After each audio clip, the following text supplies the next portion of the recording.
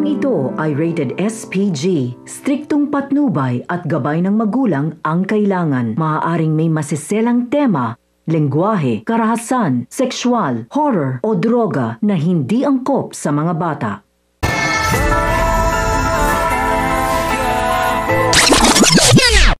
Ang mga dapat nating abangan sa FPJ's Batang Quiapo. Dahil sa bilis at dami ng pangyayari ay hindi na nga alam ni Ramon ang kanyang mararamdaman matapos niyang malaman na si Mokang pala ang babaang iniibig din ng kanyang tunay na anak na si Tanggol. Sinabi ni Mokang na hindi talaga niya kayang pakasalan itong si Ramon dahil may mahal na siya at may lalaki nang nagmamay-ari ng kanyang puso at ang pangalan nito ay Tanggol. At habang patagal na nag-uusap si Mokang at Ramon ay mapapansin ni Ramon na mukhang nakita niya na umano itong si Mokang. Kaya naman sinabi ni Mokang na hindi pa umano.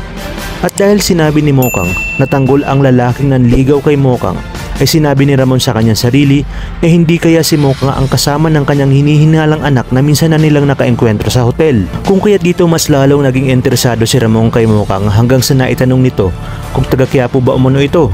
Sagot naman ni Mokang na kababata niya si Tanggol at pareho silang lumaki sa Quiapo. Maya-maya pa ay nakatanggap ang tawag si Ramon mula kay Roy na tinangay umano ni Tanggol ang kanilang pera at pinasundan umano nila ito sa ospital, ngunit napakarami umunong mga parak. Kaya naman dito napagtanto ni Ramon at malakas ang kanyang kutob na ang kanyang anak ang nasa ospital na Tanggol upang makipagkita kay Mokang.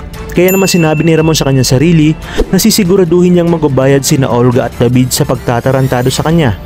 Agad silang nagtungo ni Severino sa lugar at dito nakita ng kanyang dalawang mata ang pagbaril ni Rigor sa kanyang tunay na anak na si Tanggol. Dahil dito ay parang sasabog na itong si Ramon sa galit. Gustuhin niya mang lumapit ay hindi niya magawa dahil napakaraming pulis na nakapalibot sa lugar. Sinabi naman ni Severino na pinatakas umano ng pulis na si Mando si Tanggol, ngunit tinuluyan naman ito ni Rigor. At dito nga ay magsisimula na ang totoong laban sa pagitan ni Rigor at Ramon.